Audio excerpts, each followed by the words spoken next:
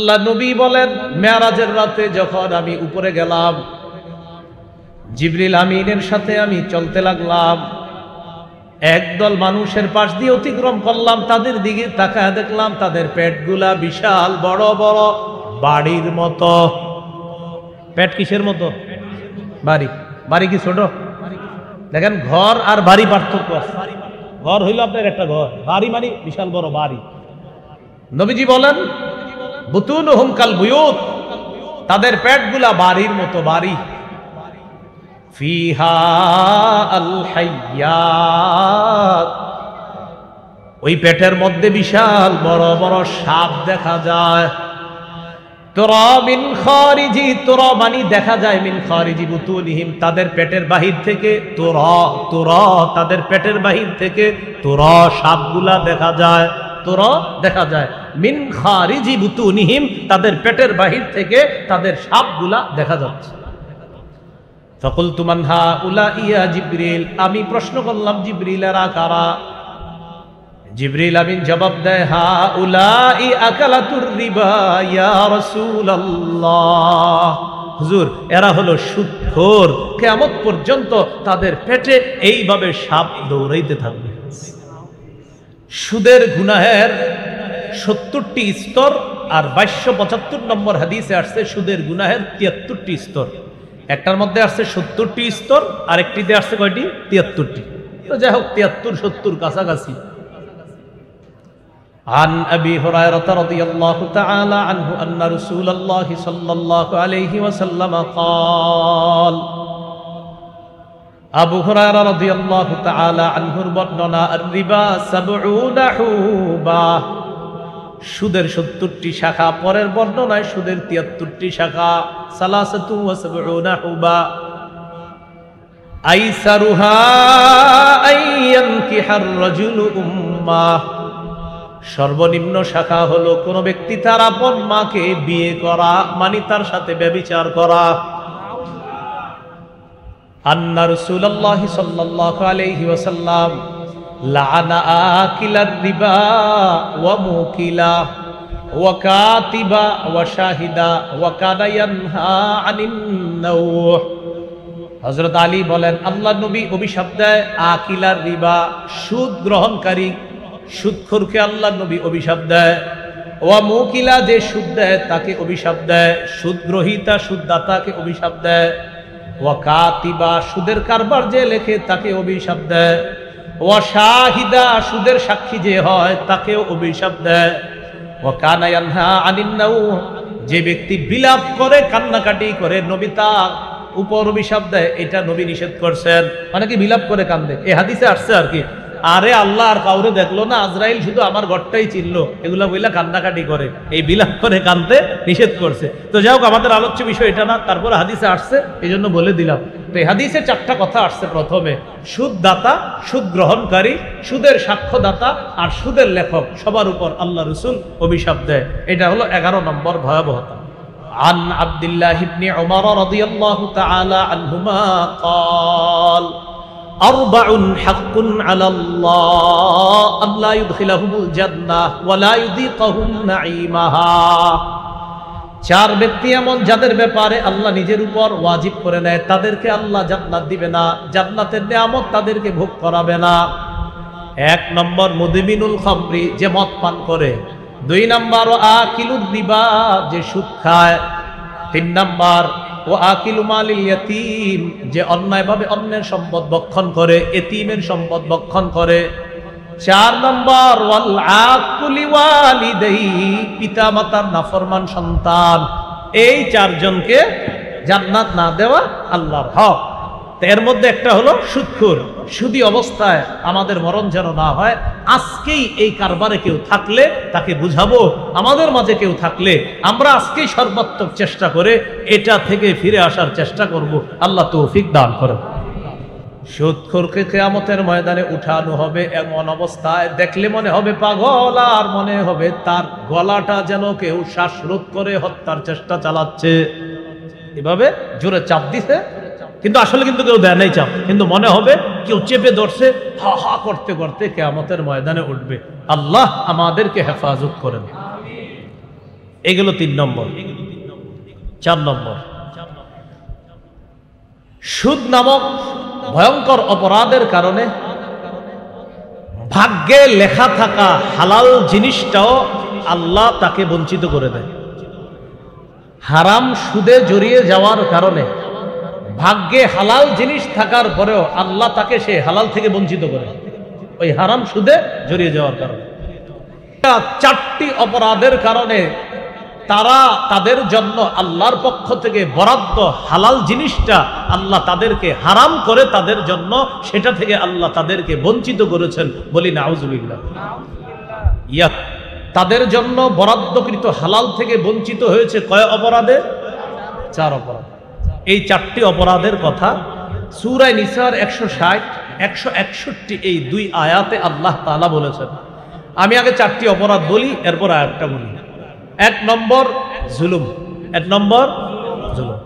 2 নম্বর মানুষকে আল্লাহর রাস্তা থেকে বাধা দেওয়ার কারণে, মানুষকে আল্লাহর রাস্তা থেকে বাধা দেওয়ার কারণে।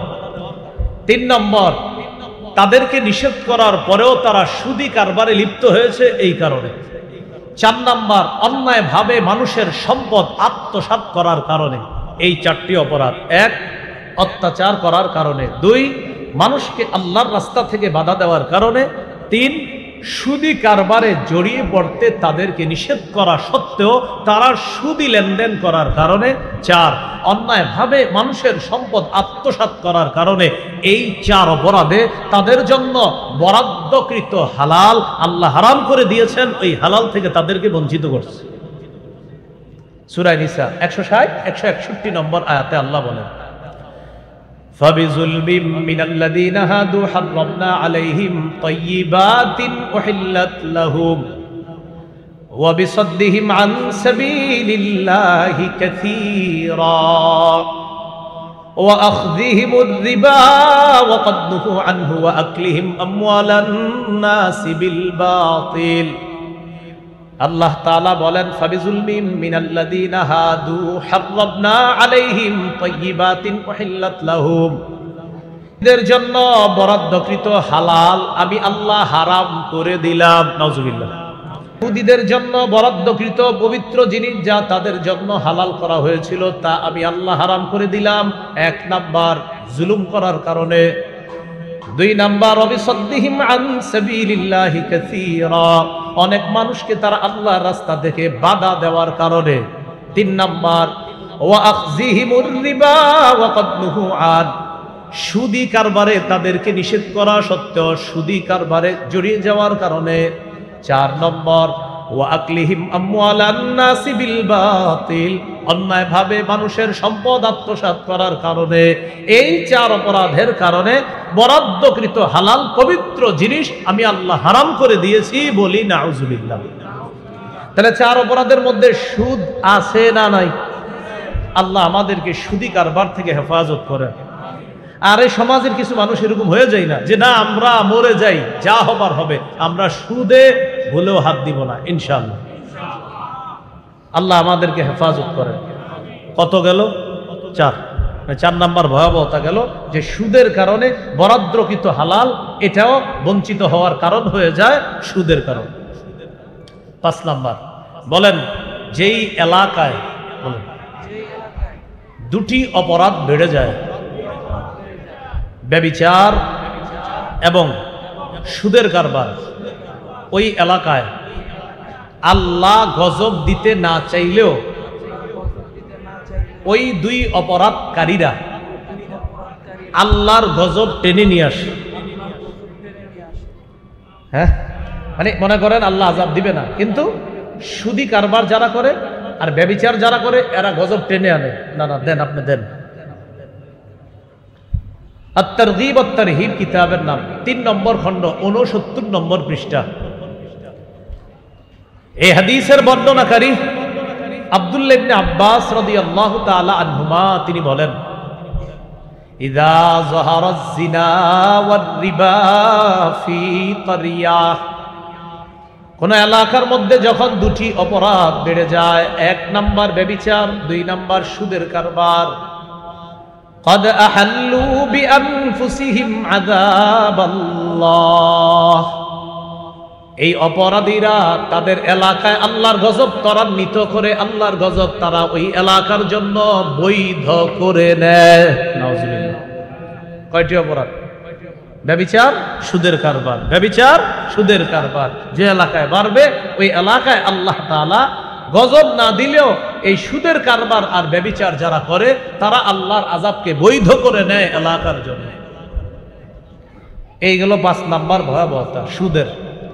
সুদের 6 নম্বর ভয়াবহতা, বলেন কোন এলাকায় সুদের কারবার বেড়ে গেলে ওই এলাকায় দুর্ভিক্ষ দেখা দেয়, অর্থনৈতিক অবনতি দেখা দেয়। কি দেখা দেয়? কৃষকরা আগে যে ধান পাইতো এই ধান পাবে না, মাছ চাষিরা আগে যে মাছ পাইতো এই মাছ পাবে না, ব্যবসায়ীরা আগে ব্যবসায় যে বরকত পাইতো এই বরকত পাবে না। কেন? সুদের কারবার বাড়ার কারণে ওই ভালো মানুষগুলোও তাদের কারণে বিপদে পড়ে। দলিল মুসনাদে আহমদ হাদিসের কিতাব 17,822 নম্বর হাদিস। এই হাদিসের মধ্যে আসছে আমর ইবনুল আস রাদিয়াল্লাহু তাআলা আনহুর বর্ণনা। তিনি বলেন, قال رسول الله صلى الله عليه وسلم ما من قوم يظهر فيهم الربا إلا أخذوا بالسنة। কোন এলাকার মধ্যে যখন সুদের কারবার বেড়ে যায় ওই এলাকায় দুর্ভিক্ষ দেখা দেয়। আগের হাদিসে জানলাম জিনা যখন বেড়ে যায়, সুদের কারবার যখন বেড়ে যায় এলাকায় গজব আসে। এই হাদিসে জানলাম সুদের কারবার যখন বেড়ে যায় এলাকায় দুর্ভিক্ষ দেখা দেয়। এই জন্য আমাদের উচিত এলাকায় সুদখোরদেরকে তালাশ করে বের করে তাদেরকে চিহ্নিত করে এলাকা ছাড়া করা। না, এটা ঠিক না। এমনি কইছি আমি তো, হে তো আরেক এলাকায় গিয়ে সুদ খেয়ে, মানে আপনারা ভালো থাকবেন, হে তো আরেক এলাকায় গিয়ে গজব টানবেন। আপনি বড় আপনারাই ভালো করেন। এরে খুঁজবেন, খোঁজার পরে বলবেন ভাইয়া তুমি সুদ ছেড়ে দাও, পায়ে ধরবেন প্রয়োজনে যে ভাই আপনি সুদ খেয়েন না, কারণ আপনার কারণে গজব আসে। কিন্তু আপনারা এটা বললেন না যে তুমি আরেক এলাকা যাও, তো এসে তো ওই এলাকায় গিয়েও এই কাজ করবে আর ওই এলাকায় গজব আনবে। আপনাদেরটা আপনারাই সামাল দেন, এই ভাইরাস আরেক এলাকায় পাঠায় না। আমি বলছি বলে কি ঠিক? এমনি বলছি যাতে আপনারা ঠিক বলেন আর বিষয়টা ঠিক করি। আপনি ভাইরাস আরেক এলাকা পাঠাইলেও তো ওখানে গিয়ে সুদ খাবে। তাহলে আমরা হাতে ধরে পায়ে ধরে যেভাবে পারি তাদেরকে বুঝাবো যে ভাই সুদের কারবার করব না। তাহলে বলেন তো, যারা সৎভাবেও ব্যবসা করে তারাও ব্যবসায় উন্নতি করতে পারবে না। ওই যে সুদখোরদের কারণে, এদের কারণে তাদের ব্যবসায়ও ভাটা পড়ে। মাছ আগের মতো পায় না, ধান আগের মতো পায় না। আগে চালের মধ্যে 10টা 50টা 60টা লাউ হইতো, এখন 5টা লাউ হয় না। আগে কি পরিমাণ ডাব হইতো গাছে, এখন সেই ডাব হয় না। আগে আমাদের দেশ গ্রামের মানুষগুলা সকালবেলা তাদের অন্তত কাঁচা বাজার করতে হতো না। এই কাঁচা বাজার আল্লাহ তাআলা ঘরের আশেপাশেই করে দিতেন, কিন্তু এটা আর আগের মতো পাওয়া যাচ্ছে না। কারণ এই অপরাধ বেড়ে যাচ্ছে, ওই সুদখোরদের কারণে এলাকায় দুর্ভিক্ষ লাগে। আল্লাহ আমাদেরকে হেফাজত করে। এগুলো 6 নম্বর ভয়াবহতা।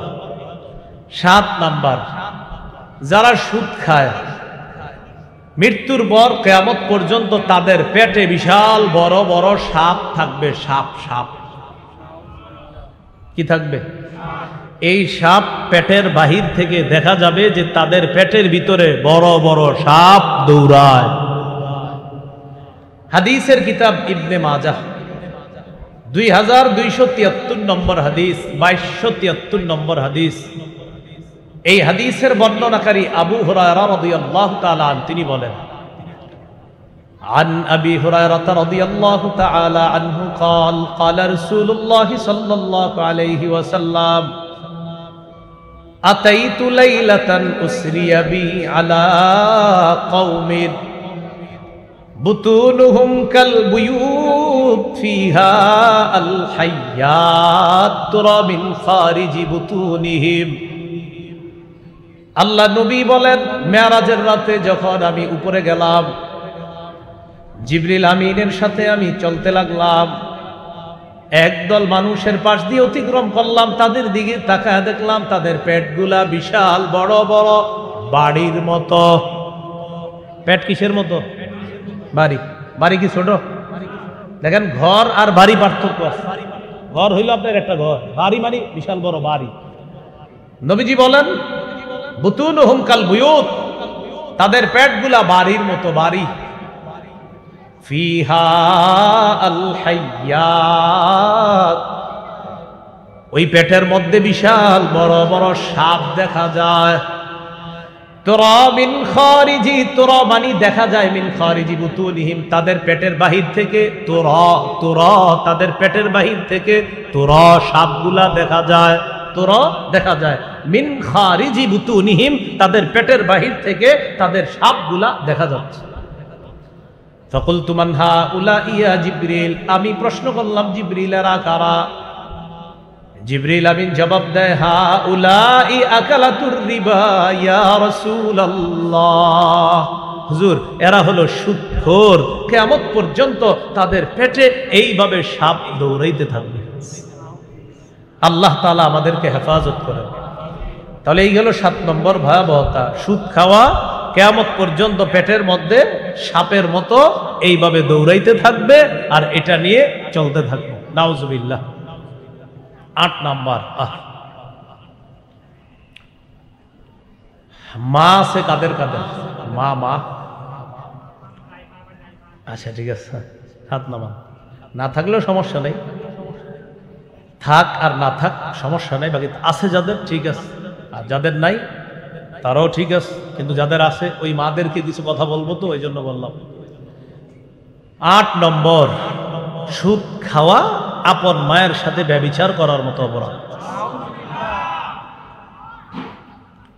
ইবনে মাজাহ 2274 নম্বর হাদিস, 2274 নম্বর হাদিস। এই হাদিসের বর্ণনাকারী আবু হুরায়রা রাদিয়াল্লাহু তাআলা 2274 নম্বর হাদিসে আসছে সুদের গুনাহের 70টি স্তর, আর 2275 নম্বর হাদিসে আসছে সুদের গুনাহের 73টি স্তর। একটার মধ্যে আসছে 70টি স্তর, আর একটিতে আসছে কয়টি? 73টি। তো যাই হোক 73 70 কাছাকাছি।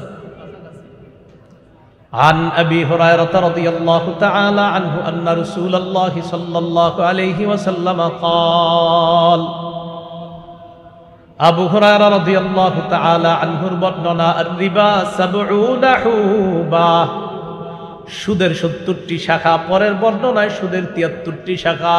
সালাসাতু ওয়া 70 হুবা, আইসারুহা আইয়ানকিহার রাজুলু উম্মাহ, সর্বনিম্ন শাখা হলো কোন ব্যক্তি তার আপন মাকে বিয়ে করা, মানে তার সাথে ব্যভিচার করা।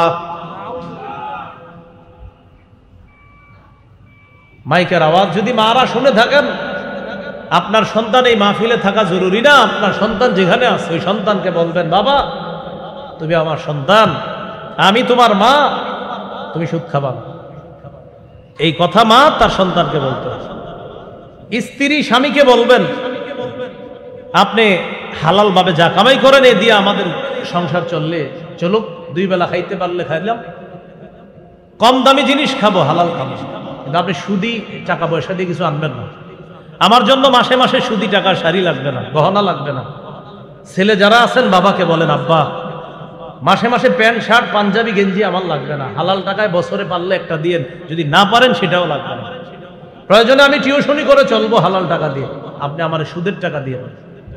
মেয়ে তার বাবাকে বলেন, আব্বা সপ্তাহে সপ্তাহে আমার দামি দামি কসমেটিক্স লাগবে না, পারলে হালাল টাকায় আমারে কিছু দিয়েন, না পারলে আপনি হারাম টাকায় আমাকে এত কিছু দেওয়া দরকার নাই। আমি বিশ্বাস করি কোন মা তার সন্তানকে যখন সুদ খাইতে নিষেধ করবে, কোন বিবি তার স্বামীকে যখন সুদ খাইতে নিষেধ করবে, কোন ছেলে তার বাবাকে যখন সুদ খাইতে নিষেধ করবে, কোন মেয়ে যখন তার বাবাকে সুদ খাইতে নিষেধ করবে, ওই বাবা চিন্তা করবে, আমি তো আমার পরিবারের জন্যই সুদি কারবার করি, আমার মা চায় না আমি সুদ খাই, আমার বিবি চায় না আমি সুদ খাই, আমার ছেলে চায় না আমি সুদে কারবারে জড়িয়ে থাকি, আমার মেয়েটাও চায় না আমি সুদি কারবার করি, যাদের জন্য করি তারা চায় না আজকে থেকে আমি সুদি কারবার করব না। আমি আশাবাদী পরিবারের সদস্যরা যখন ওই ব্যক্তিকে সাপোর্ট করবে, ওই ব্যক্তিটা হালাল কামায়ে উৎসাহিত হবে এবং সে হারামগুলা বর্জন করবে। শর্ত হলো পরিবারের সদস্যগুলা এই ব্যাপারে একমত হতে হবে, না আমরা হালাল খাবো, হারাম খাবো না। আপনারাই বলেন, একটা লোক সুদি কারবারে জড়িয়ে যায়, উনি কি নিজের উন্নতির জন্য না পরিবারের সদস্যদের জন্য? তো সদস্যরা যখন বলবে আব্বা আপনি সুদ খায়েন না, এই বাবা তখন ভাববে আমার ছেলে চায় না আমি খাই, মেয়ে চায় না আমি সুদ খাই, আমার স্ত্রী চায় না, আমার মা চায় না। তো তারা যখন চায় না, আমি ডাল যদি কিনতে পারি আনলাম, চাল কিনতে পারলে হালাল টাকা আনলাম, তারাও যখন মেনে নিচ্ছে, তো আমার মেনে নিতে কষ্ট কোথায়? আল্লাহ আপনাকে হালাল ভাবেই বরকত দান করবে।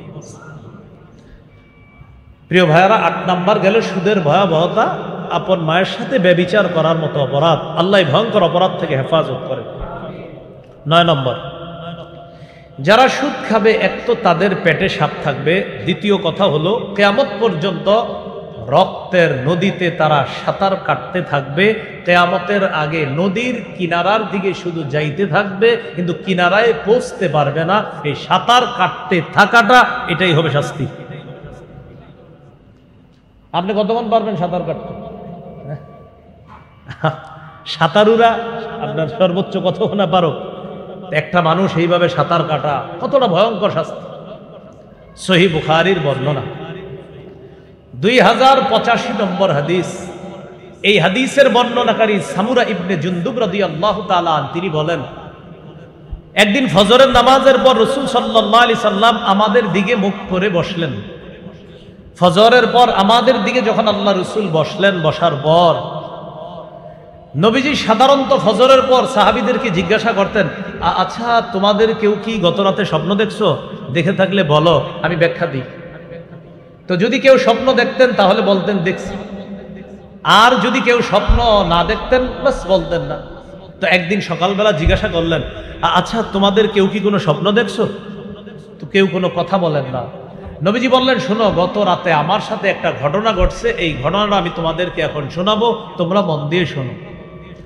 রাসূলুল্লাহ সাল্লাল্লাহু আলাইহি সাল্লাম বলেন, রাআইতুল লাইলাতা রাজুলাইনি আতায়ান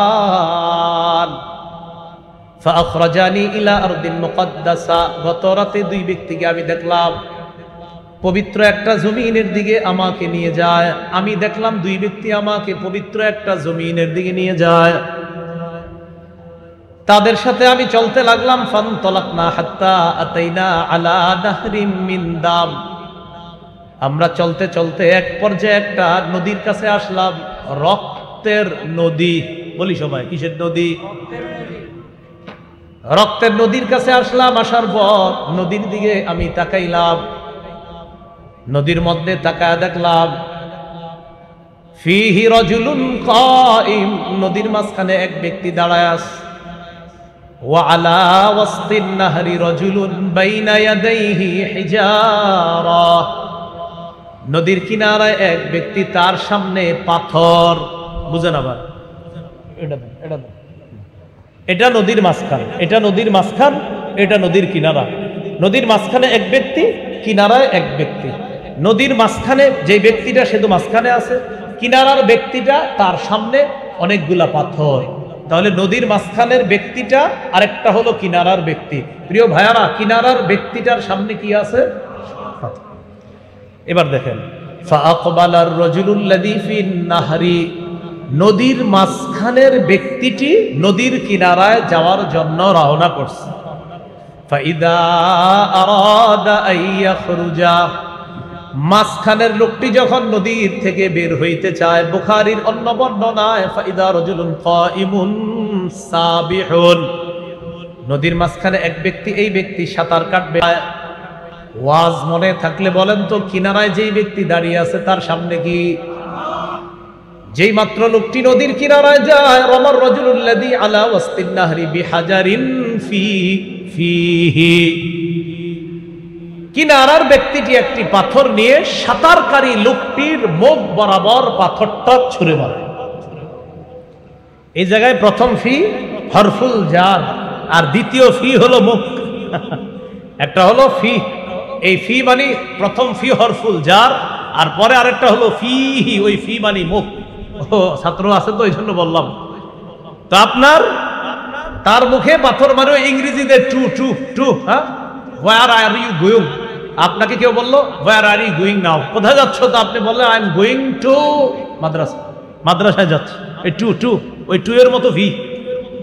তো বলতেছে মুখে মুখে একটা পাথর মারছে। এই মুখে যখন পাথর মারছে, মারার পর ওই লোকটা যেই মাত্র মুখে পাথরটা লাগছে, লোকটা আবার মাঝখানে চলে গেছে। রদ্দাহু হাইসু কানা, যেখানে ছিল সেখানে চলে গেছে। তাহলে আবার নদীর মাঝখানে চলে আসুন। নদীর মাঝখানে আসার পর আবার সাঁতার কাটা শুরু করে, আবার কিনারায় যায়, আবার পাথর মারে। হাদিসে আসছে কুল্লামা আরাদা আইয়াখরুজা, যখনই লোকটা বের হইতে চায়, রমাফি ফিহি বিহাজার, তখনই কিনারার লোকটা তার মুখে পাথর মারে। এইভাবে চলতে থাকে, সাঁতার কাটে, পাথর খায়, আবার মাঝখানে চলে যায়। জিবরিল আমিনকে আমি জিজ্ঞাসা করলাম, জিবরিল এই লোকটা কে, নদীতে সাঁতার কাটতেছে, বেচারা নদীর কিনারায় আসতে পারে না। জিবরিল আমিন জবাব দিলেন, আল্লাযী রাআইতাহু ফিন নাহরি আকিলুর রিবা, হুজুর যাকে আপনি নদীতে দেখলেন সাঁতার কাটতেছে, এই লোকটা হলো সুদখোর, কিয়ামত পর্যন্ত সাঁতার কাটবে, কিয়ামতের আগে নদীর কিনারায় পৌঁছতে পারবে না। আল্লাহ আমাদেরকে হেফাজত করেন। কয়টা গেল ভয়াবহতা? 9টা। 10 নাম্বার বলেন সুদ। সবাই সুদ ধ্বংসাত্মক অপরাধ। সুদ খাওয়া মানে দুনিয়াতেও বরবাদ হওয়া, আখেরাতেও বরবাদ হওয়া। তাহলে এটা হলো 10 নাম্বার, সুদ ধ্বংসাত্মক অপরাধ। এটা আপনার দুনিয়া ধ্বংস করবে, আখেরাত ধ্বংস করবে। সহিহ বুখারীর বর্ণনা 2766 নম্বর হাদিস, 2766 নম্বর হাদিস। এই হাদিসের বর্ণনাকারী আবু হুরায়রা রাদিয়াল্লাহু তাআলা তিনি বলেন, ক্বালা রাসূলুল্লাহ সাল্লাল্লাহু আলাইহি ওয়াসাল্লাম ইজতানিবুস সাবআল মুবিকাত, আল্লাহ নবী বলেন 7টি ধ্বংসাত্মক অপরাধ থেকে তোমরা বাঁচো। এমন অপরাধ আছে 7টি অপরাধ, এই 7টি ধ্বংসাত্মক অপরাধ থেকে তোমরা বাঁচো। ক্বালু ওয়া মা হুন্না ইয়া রাসূলুল্লাহ, সাহাবীরা জিজ্ঞাসা করলেন, হুজুর এই 7টা ধ্বংসাত্মক অপরাধ কি? নবীজি বললেন, 1 নম্বর আশিরকু বিল্লাহ, আল্লাহর সাথে শিরিক করা। বলেন 1 নম্বর। আবার 1 নম্বর যার যার ধর্ম শেষে পালন করবে। বলেন আবার যার যার ধর্ম, আবার যার যার ধর্ম। মুসলমান যার তার ধর্ম পালন করতে পারে না। মুসলমান তার ধর্ম পালন করবে, সবাই যার যার ধর্ম পালন করবে। মুসলমান নিজের ধর্ম পালন করবে। মুসলমান এমন কোন ধর্মে যাবে না যেই ধর্ম পালনটা শিরকি কাজ। শিরকি কাজ তারা করে, এটা তাদের ধর্মীয় কাজ, কিন্তু মুসলমান ওই শিরকি কাজে যেতে পারে না, সমর্থন করতে পারে না। ওই মিছিলে কোনো মুসলমান যেতে পারে না, যদি সে মুসলমান হয়। আর যদি বলে না আমি তো মুসলমান না, সেটা ভিন্ন কথা। যদি মুসলমান, এই জন্য বলেন ধর্ম যার যার, বলেন উৎসব তার তার। হ্যাঁ, প্রথম অংশ আমি, দ্বিতীয়টা আপনারা। ধর্ম যার যার, উৎসব যার যার। বাস, তাহলে প্রত্যেকের ধর্মের উৎসব প্রত্যেকে পালন করবে। এই জন্য ধর্ম যার যার, উৎসব তার তার। ধর্ম যার যার, উৎসব তার তার। বিবিকার, হ্যাঁ বলেন, বলেন নিজের। আরে বিবিকার, কেউ যদি বলে বিবি যার যার, স্বামী সবার নাকি স্বামী তার তার? হ্যাঁ, তো ধর্ম যার, উৎসব তার। বিবি যার, স্বামী তার। আরে সহজ বিষয়, এটা কেন বুঝেন না? আপনার বিবি, আপনি স্বামী। আমার ধর্ম, আমার উৎসব। তোমার ধর্ম তো তোমার উৎসব। তো নবীজি বলেন 7টি ধ্বংসাত্মক অপরাধ। 1 নম্বর শিরিক করা। 2 নম্বর ওয়াসসিহরু, জাদু করা। 3 নম্বর ওয়াকাতলুন নাফসিল্লাতী হারামাল্লাহু ইল্লা বিল হক, অন্যায় ভাবে কাউকে হত্যা করা। 4 নম্বর ওয়া আকলুর রিবা, সুদ খাওয়া। 5 নম্বর আকলু মালিল ইয়াতীম, এতিমের সম্পদ ভক্ষণ করা। 6 নম্বর ওয়াকযফুল মুহসানাতিল মুমিনাতিল গাফিলাত। 6 নম্বর ওয়াতাওয়াল্লি ইয়াউমাজ যাহফি, জিহাদের ময়দান থেকে পলায়ন করা। 7 নম্বর ওয়াকযফুল মুহসানাতিল মুমিনাতিল গাফিলাত, সতী সাধী মুমিন নারীর উপর মিথ্যা অপবাদ দেওয়া। 7টা। 1 নাম্বার হলো শিরিক করা, 2 নাম্বার জাদু করা। এই জাদু কেউ কাউরে করবেন না, কারো জীবনটা ধ্বংস করবেন না। আমাদেরকেও যেন কেউ জাদু না করে। ফজরের পর আমরা কুল হু আল্লাহ 3 বার, ফালাক 3 বার, নাস 3 বার। মাগরিবের পর কুল হু আল্লাহ 3 বার, ফালাক 3 বার, নাস 3 বার পড়ব। জোহরের পর কুল হু আল্লাহ 1 বার, ফালাক 1 বার, নাস 1 বার। আসরের পর কুল হু আল্লাহ, ফালাক, নাস 1 বার করে। এশার পর কুল হু আল্লাহ, কুল আউযু বিরাব্বিল ফালাক, কুল আউযু বিরাব্বিন নাস 1 বার করে। ফজর মাগরিব 3 বার করে, জোহর আসর এশা 1 বার করে। এগুলা পর্ব যেন কেউ জাদু করতে না পারে, আর আমরা কখনো এই অপরাধ করব না ইনশাআল্লাহ। 1 নাম্বার শিরিক করা, 2 নাম্বার জাদু করা, 3 নাম্বার অন্যায়ভাবে কাউকে হত্যা করা, 4 নাম্বার সুদ খাওয়া।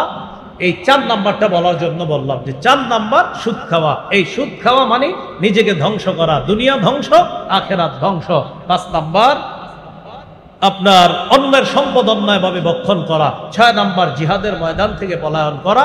7 নাম্বার সতী সাদী সধবা কোনো মুমিন নারীর উপর মিথ্যা অপবাদ দেওয়া। 7টার মধ্যে সুদ খাওয়ার কথা আছে না নাই?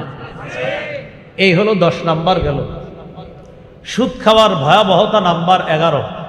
বলেন, যে সুদ দেয়, যে সুদ নেয়, যে সুদের কারবার লেখে, যে সুদের সাক্ষী দেয়, প্রত্যেকের উপর তওবা না করা পর্যন্ত নবীর অভিশাপ চলতে থাকে। সুদ গ্রহণকারী, সুদদাতা, সুদ গ্রহীতা, সুদদাতা, সুদের কারবার যে লেখে আর যে ব্যক্তি সুদের সাক্ষী দেয়, সবার উপর নবীর অভিশাপ। নাসাইর বর্ণনা 5103 নম্বর হাদিস, 5104 নম্বর হাদিস। এই 2টি হাদিস মিলিয়ে বলতেছি। রাসূলুল্লাহ সাল্লাল্লাহু আলাইহি সাল্লামের সাহাবী আলী রাদিয়াল্লাহু তাআলা আনহুর বর্ণনা, তিনি বলেন, আন্না রাসূলুল্লাহ সাল্লাল্লাহু আলাইহি ওয়াসাল্লাম লাআনা আকিলার রিবা ওয়া মুকিলা ওয়া কাতিবা ওয়া শাহিদা ওয়া কানা ইয়ানহা আনিন নাওহ।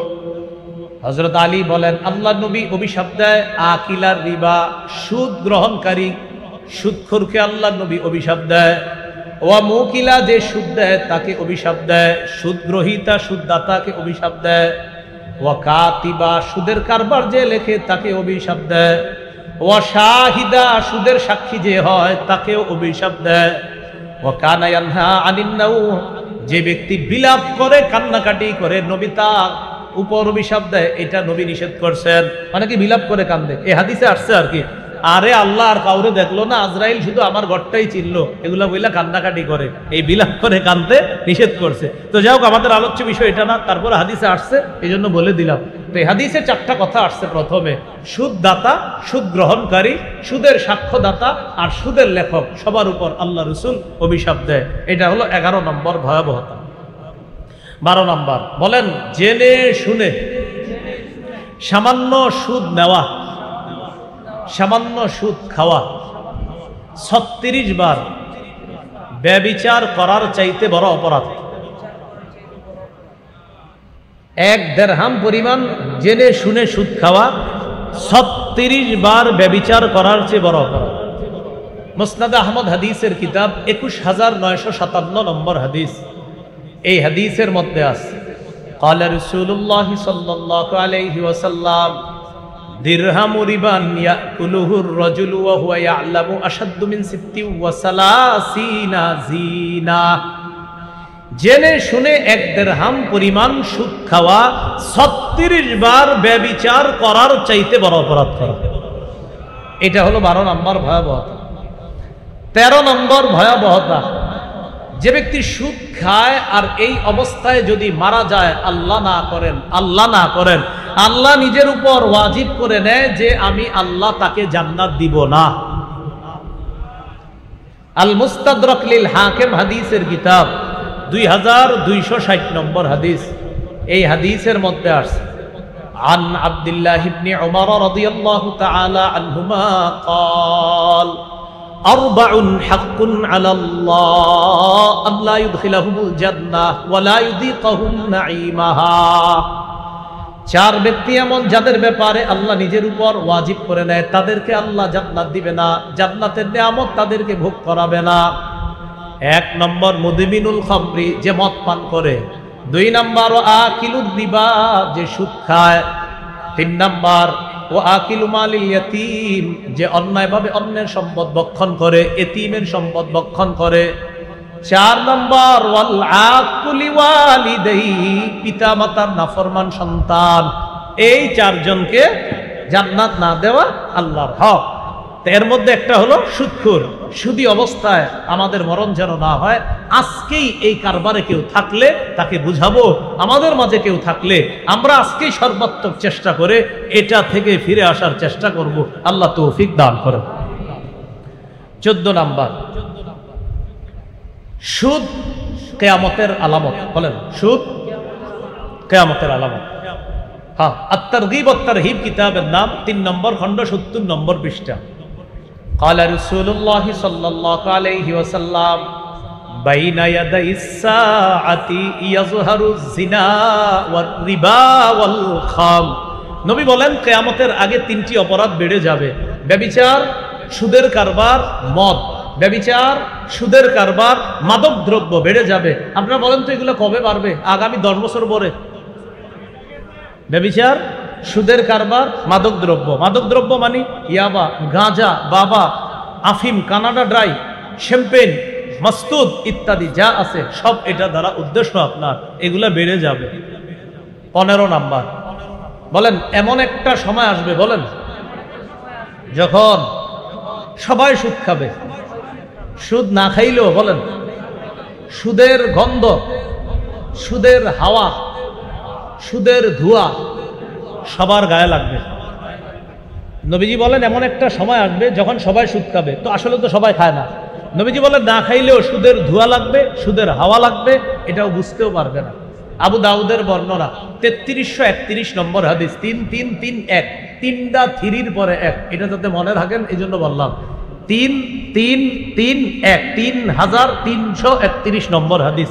এই হাদিসের মধ্যে আছে রাসূলুল্লাহ সাল্লাল্লাহু আলাইহি সাল্লাম বলেন, আমার উম্মতের উপর এমন একটা সময় আসবে, এমন কেউ বাকি থাকবে না, সবাই সুদ খাবে। ওয়াইন লাম ইয়াকুলহু আসাবাহু মিন বুখারিহি, নবী বলেন সবাই যদিও সুদ না খায়, সুদের হাওয়া সবার গায়ে লাগবে। আসসালামু আলাইকুম ভাই, চলেন আপনার 1 কাপ চা খাওয়াম, এটা বইলে নিয়ে গেছে। চা খাওয়াইতে আপনি নিয়ে গেলেন, 5 টাকার চা পান করাইলেন মোহাব্বত কইরি। তো এই ব্যক্তি তো আপনার চা পান করছে, তার কোনো গুনাহ হবে না, কিন্তু আপনি বুদ্ধি কইরা এই 5 টাকা সুদের টাকায় তার চা খাওয়াইছেন। যদিও তার গুনাহ হবে না, যদিও সুদের গুনাহ তার হবে না, কিন্তু আপনি তারে সুদ ডাইরেক্ট না খাওয়াইতে পারলেও সুদের হাওয়া কিন্তু পেটে ঢুকাইয়া দিয়েছেন।